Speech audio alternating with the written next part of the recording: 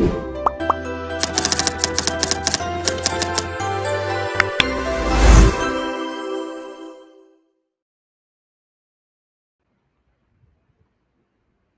bismillahirrahmanirrahim. Assalamualaikum warahmatullahi wabarakatuh.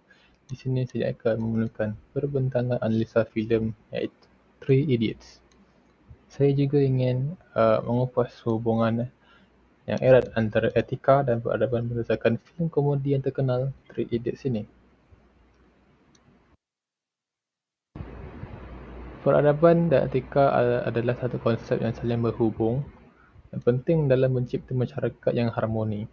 Peradaban merujuk kepada kemajuan sosial, budaya dan intelektual sesebuah masyarakat, manakala etika melibatkan prinsip dan nilai moral yang mengatur tingkah laku individu dan kumpulan dalam masyarakat. Etika memainkan peranan penting dalam uh, mempengaruhi perkembangan dan kualiti peradaban. Dalam masyarakat yang beradab, etika menjadi asas moral. Pembangunan sosial dan budaya bergantung pada prinsip etika seperti kejujuran, keadilan, kesetaraan dan saling menghormati. Etika juga memainkan peranan penting dalam menjaga keseimbangan antara manusia dan alam sekitar. Masyarakat yang mengutamakan nilai-nilai moral cenderung mencipta lingkungan yang adil dan harmoni. Etika juga memainkan peranan penting dalam kemajuan peradaban. Pertimbangan etika dalam penelitian dan inovasi memastikan penggunaan teknologi dan pengetahuan untuk kebaikan bersama. Etika juga diperlukan dalam mencapai keadilan sosial dalam peradaban. Dasar-dasar yang dibentuk berdasarkan prinsip etika seperti kesetaraan, menghapuskan diskriminasi dan keadilan distributif membantu mencipta masyarakat yang lebih inklusif dan adil. Filem Three Idiots juga mengisahkan tiga pelajar yang mencari jati diri mereka dalam sebuah institusi pendidikan tinggi yang ternama. Filem ini menyoroti perbezaan antara tekanan sosial dan nilai kemanusiaan serta mengabarkan konsep etika dan peradaban. Dalam filem ini, pentingnya mengakui potensi unik setiap individu ditekankan. Dan pelajar watak utama dalam filem ini seperti Rancho, Farhan dan Raju menentang tekanan sosial dan menentang sistem pendidikan yang menganggap individu sebagai angka atau mencari kerjaya material. Rancho dan sikapnya yang inovatif mengajar kita pentingnya dan menghormati prinsip-prinsip setiap individu dan dapat mendorong rakan-rakannya untuk mengejar minat mereka dan dapat mengolah bakat yang terpendam dalam diri mereka. Okay, saya tamatkan ucapan saya di sini dan kita teruskan kepada sahabat saya, Amirullah. Sekian, terima kasih.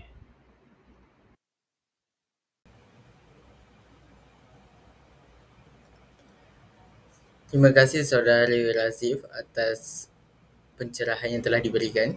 Assalamualaikum warahmatullahi wabarakatuh. Nama saya Muhammad Amirullah bin Muhammad Nizam. Saya akan menerangkan sinopsis filem Three Idiots. Setelah rakan saya telah menceritakan gambaran awal tentang Three Idiots, saya akan ceritakan bagaimana perjalanannya cerita filem Three Idiots ini terjadi. Okay, sinopsis ini bermula dengan mengisahkan tiga sahabat karib, Rancho, Farhan dan juga Raju, yang telah dibintangi Amir Khan, Ramdan Afvan dan juga Sharman Joshi. Mereka bertiga bertemu ketika mereka belajar di Imperial College of Technology iaitu ICE. Raju ialah pelajar berbakat, berfikiran maju yang sentiasa bertentangan dengan Viru, seorang pensyarah authoritarian dan sombong yang digerar virus. Racun mengajak Farhan dan Raju untuk belajar, beranikan diri mengejar impian mereka, bukan sekadar mengejar kemasyhuran dan memenuhi harapan ibu bapa mereka. Perjalanan kehidupan kampus mereka tidak mudah. Raju mempersoalkan falsafah pendidikan, memberi tumpuan kepada nilai dan tahap sambil meminimumkan kepentingan dan aspirasi sebenar pembelajaran pelajar. Dia menggalakkan rakan-rakannya untuk mempersoalkan sistem yang menguatkuasakan pematuhan dan menghargai kecerdasan individu. Racun mengajar mereka untuk belajar dengan penuh semangat dan kegairahan. Bukan sahaja untuk grade yang tinggi, tetapi juga untuk memahami dan menggunakan pengetahuan dalam kehidupan seharian. Sepanjang kehidupan di sana, ketiga-tiganya berhadapan dengan pelbagai cabaran. Racu mendapat motivasi tambahan apabila telah jatuh cinta kepada Pia yang telah dibintangi oleh Kareena Kapoor. Walaupun dia sangat menentang profesor yang digelar virus, Racu berjaya membuat hati mahasiswi kedoktoran yang menarik itu menerima cintanya. Dalam keadaan mabuk, Racu nekat pergi menemui Pia di rumahnya dan tanpa sedar merosakkan pagar depan rumah virus. Walau bagaimanapun, mereka juga perlu berurusan dengan Catur, seorang teman sekelas yang keras kepala, dan Racu melihat pembelajaran hanya sebagai cara untuk berjaya dalam akademik. Penonton semua melihat bagaimana Farhan dan Raju berhadapan dengan tekanan sosial, harapan orang tua dan ketakutan untuk gagal apabila cerita kisah mereka di ICE. Mereka berjuang bersama melawan sistem pendidikan yang tidak menghargai kreativiti dan keunikan individu, dan mereka menemui kekuatan dalam persahabatan mereka. Selain itu, cerita ini menunjukkan bahawa Racu adalah seorang peneliti yang hilang selepas tamat pengajian. Farhan dan Raju mendapat inspirasi daripada ini untuk mengenali diri mereka sendiri dan memahami betapa pentingnya untuk mencapai impian mereka. Walaupun terpaksa berhadapan dengan halangan dan keperluan masyarakat, Racu, Farhan dan Raju mengubah perspektif hidup mereka tentang pendidikan, kerjaya dan kehidupan sepanjang perjalanan mereka. Mereka belajar menghargai proses belajar, mengejar kebahagiaan pribadi dan mencari matlamat hidup yang sebenar. Three Idiots bukan sahaja filem komedi yang menghiburkan, tetapi juga mempunyai pesan yang kuat. Keseluruhannya, filem ini banyak mengkritik sistem pendidikan kerana ia terlalu menekankan prinsip akademik.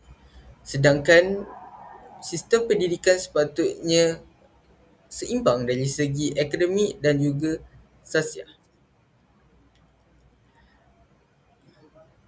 Dalam cerita ini juga telah memasuki unsur-unsur etika dan juga peradaban yang dapat kita temui. Rakan saya akan terangkan lebih lanjut apa yang telah dimasukkan ke dalam filem Three Idiots tentang peradaban dan juga etika.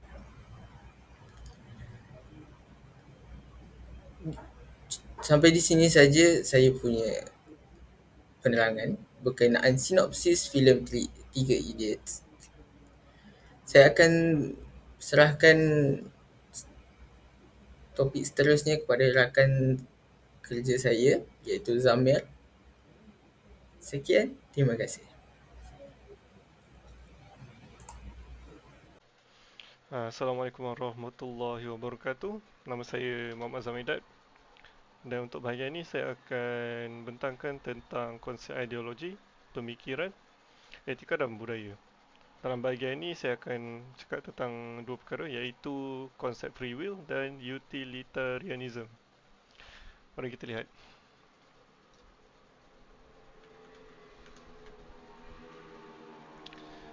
So, free will.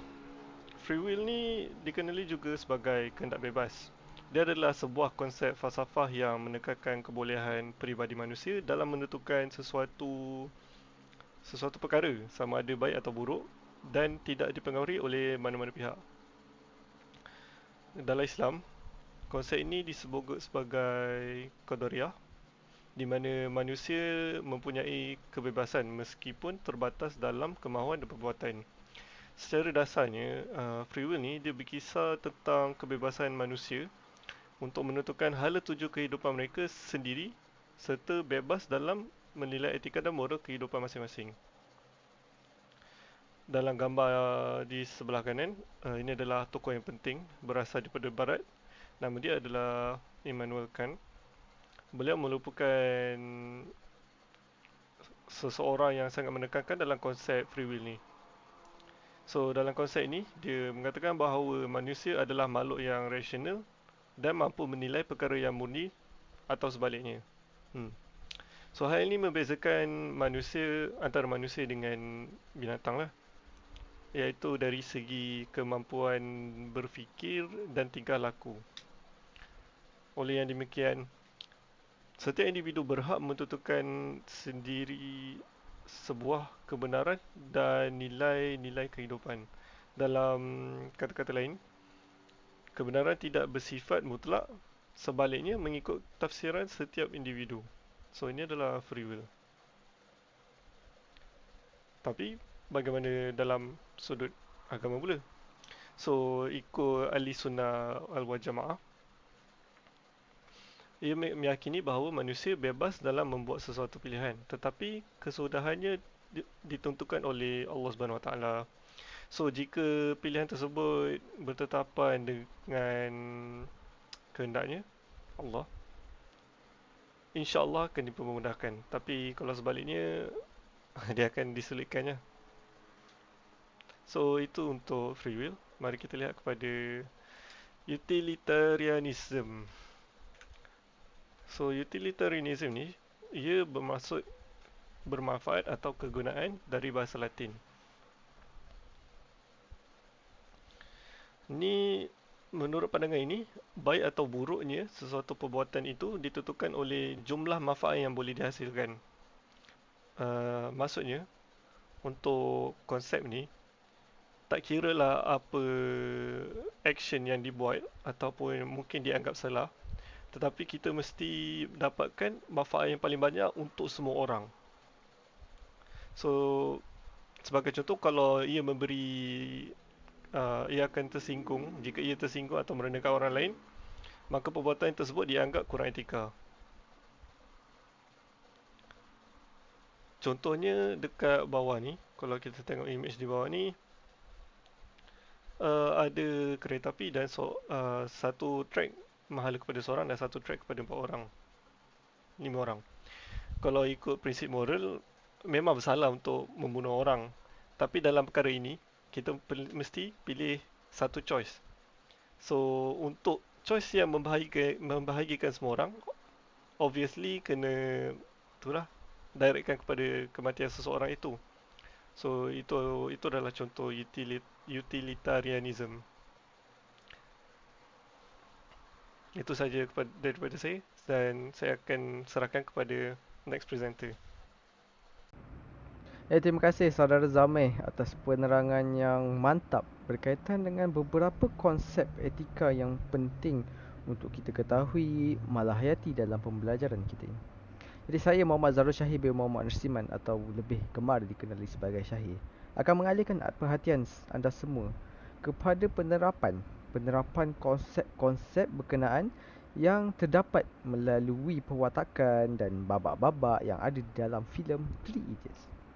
Yang pertama sekalinya adalah konsep free will ataupun dalam bahasa Melayunya kehendak bebas.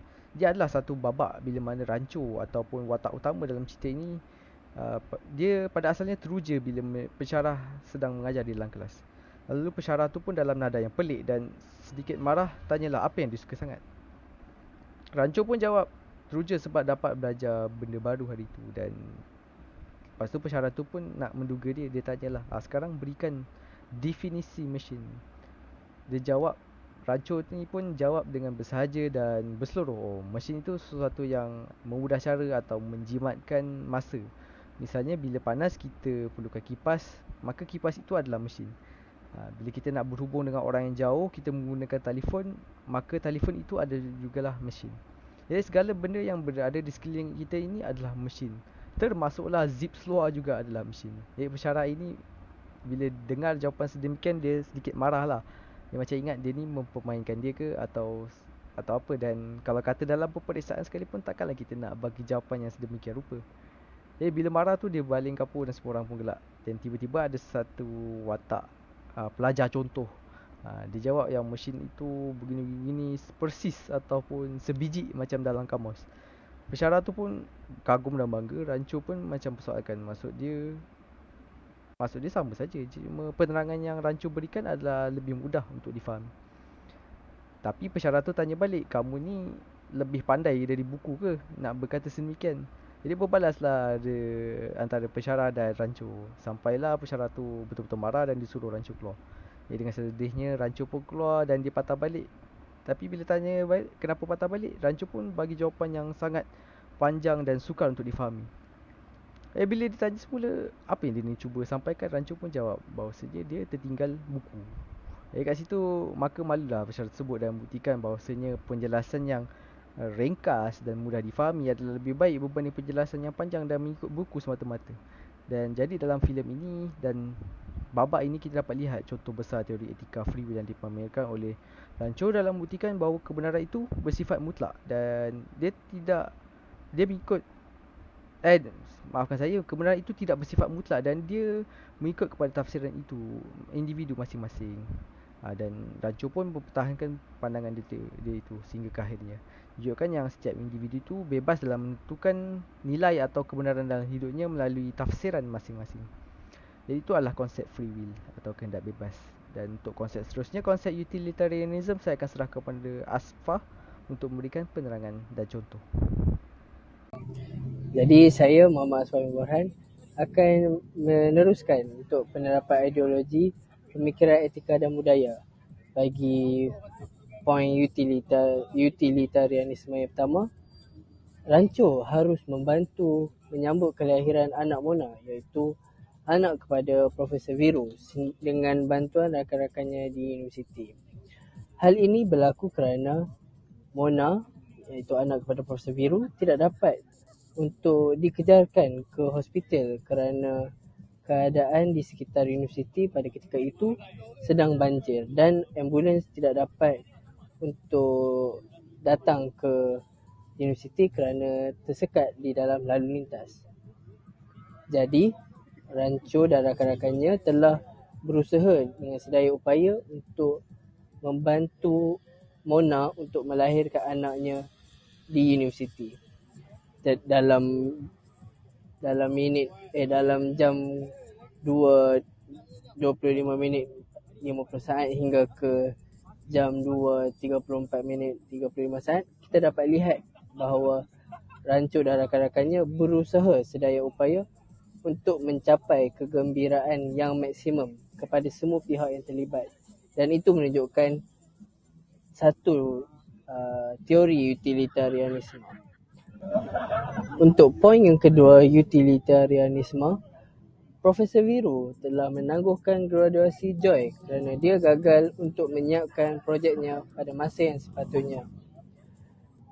Daripada perbuatan Profesor Viru ini, kita dapat lihat yang tindakannya itu ialah satu etika yang buruk bagi teori utilitarianisme kerana ia telah membuatkan Joy sedih dan kecewa terhadap perbuatannya sendiri yang membuatkan Profesor Viru menangguhkan graduasinya.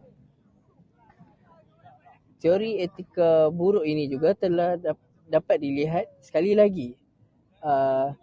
Selepas itu apabila Joy yang telah kecewa dan berputus asa telah menggantungkan dirinya, membunuh diri dalam biliknya sendiri, daripada perbuatannya itu telah membuatkan ayahnya lagi lebih sedih untuk berdepan dengan berita yang bahawa anaknya itu telah membunuh diri di dalam bilik dan tidak dapat untuk menghabiskan pelajarannya di universiti itu. Assalamualaikum, nama saya Amir Azizi Hamdan. Saya akan menerangkan berkaitan dengan kesan-kesan penerapan penyampaian ideologi, pemikiran, etika dan budaya dalam filem Three Idiots. Okey, kesan pertama ialah kepentingan penghayatan ilmu. Filem ini berjaya mendorong penonton untuk lebih menghayati dan meminati ilmu berbanding hanya menghafal untuk menghadapi peperiksaan. Selain itu, menitik beratkan pemikiran kritis dan kreatif, di mana kita dapat lihat watak utama iaitu Rancho berpendapat bahawa kaedah tradisional tidak lagi relevan kerana belajar hanya untuk peperiksaan hanya akan memberikan tekanan kepada para pelajar. Di dalam babak ini, kita dapat melihat bahawa Rancho cuba untuk berkongsi idea beliau dengan rakan-rakannya supaya mereka lebih bersemangat untuk terus belajar di universiti. Melalui penekanan ini, penonton akan menjadi lebih sedar tentang kepentingan mencintai ilmu berbanding dengan kejayaan di dalam akademik. Kesan kedua ialah hormat menghormati sesama manusia. Hubungan di antara pelajar dan guru haruslah baik di mana mereka seharusnya saling menghormati antara satu sama lain. Seorang pelajar haruslah menghormati guru yang mengajar dalam kelas dan guru seharuslah menghormati pelajar yang mempunyai idea tersendiri. Di mana pada babak ini kita dapat lihat bahawa Profesor Virus telah memalukan Raju dan Farhan di hadapan khalayak ramai yang turut memberikan kesan yang buruk kepada keyakinan diri mereka di masa akan datang. Kesan yang ketiga ialah membantu orang dalam kesusahan. Tidak semua masalah dapat diselesaikan secara sendiri. Sifat bantu-membantu antara individu adalah penting dalam masyarakat. Kita seharusnya menawarkan bantuan kepada orang lain yang memerlukan di saat mereka kesusahan. Okay. Di dalam kes ini, kita dapat melihat bahawa masalah yang dihadapi oleh Profesor Virus dapat diselesaikan dengan bantuan Rancho dan rakan-rakan untuk membantu anaknya yang sedang bertanggungjawab untuk melahirkan bayi. Okay, untuk kesan seterusnya, saya serahkan kepada rakan kumpulan saya iaitu Daniel.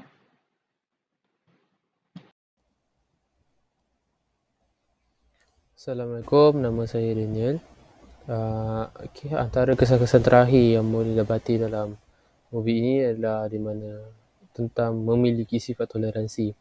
Dalam legend ini, saya ringkaskan,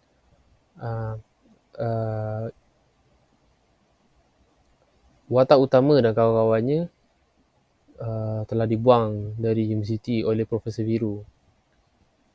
Dalam masa yang seterusnya, Profesor Viru dan anak perempuannya telah menghadapi masalah di mana anak perempuan Profesor Viru ini dalam contraction.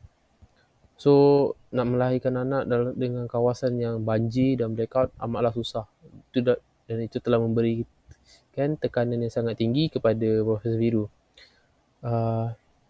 Dalam masa yang sama juga, dalam semasa semasa watak utama ingin pulang ke tempat yang lebih selamat, pergi ke tempat lebih selamat bersama dengan rakan-rakannya, watak utama ini telah terserempak dengan anak perempuan profesor tersebut dan terus membawa anak perempuannya ke tempat di mana lebih selamat lah untuk melahirkan anak dengan bantuan nurse melalui online.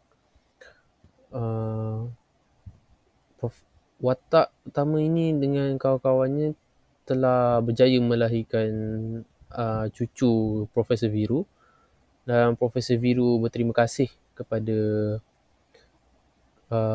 watak utama ini dengan rakan-rakannya. Untuk membalas budi, Profesor Viru telah menerima watak utama tersebut untuk teruskan belajar di dalam universiti dia. Di sini saya nak tekankan pentingnya sifat toleransi dalam kehidupan seharian, di mana kita haruslah faham tentang tekanan yang dihadapi oleh seseorang individu. Seterusnya adalah solusi atau cadangan untuk penambahbaikan dalam movie tersebut. Poin saya yang pertama adalah tentang peranan ibu bapa. Seperti yang kita tahu, ibu bapa adalah orang yang pertama yang anak-anak akan hadap lah. Dalam peranan ibu bapa ini, mereka harus memberikan didikan awal kepada anak mereka. Sebab kata pepatah, menuntut buluh biarlah dari rebungnya.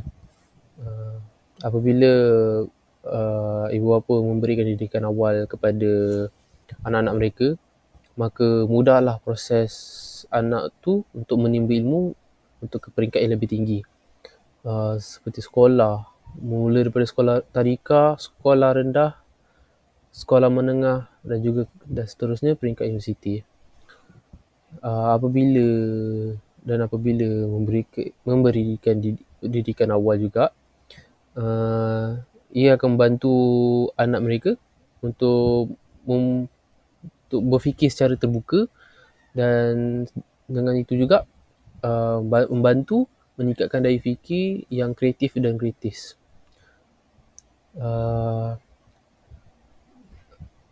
Ini juga dengan peranan ibu bapa ni jugalah anak-anak mereka tidak mempersoalkan apa yang mereka belajar, akan tetapi akan lebih menghayati apa yang dibelajarnya itu.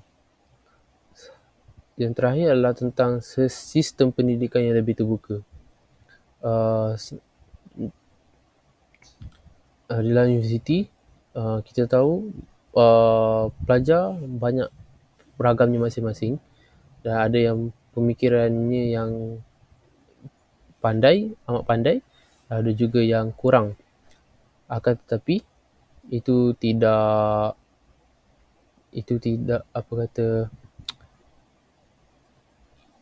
menyebabkan kita tak boleh terima apa pandangan diorang. So pihak universiti perlu ubah sistem pendidikan mereka kepada yang lebih terbuka. Ini boleh membuatkan setiap pelajar dapat diberi peluang untuk menyuarakan idea dan pendapat mereka, kerana setiap orang berhak untuk berfikir secara bebas. Dengan memberikan peluang, kita juga pihak universiti juga haruslah menghormati dan menerima pendapat dan pandangan mereka. Dengan itu dapat lagilah mengembangkan dan membangunkan pemikiran pelajar yang lebih kritis dan berpengetahuan melalui pembicaraan dan perbincangan secara terbuka. Terima kasih. Kesimpulan dalam movie Three Idiots ini telah banyak menerapkan konsep etika dan peradaban dalam cerita ni. Banyak pengajaran dan iktibar yang boleh dipelajari antara pelajar dan juga pengajar. Antara konsep yang kami tekankan dalam movie ini adalah konsep free will dan utilitarianism yang telah disampaikan dalam agen-agen yang berkaitan lah.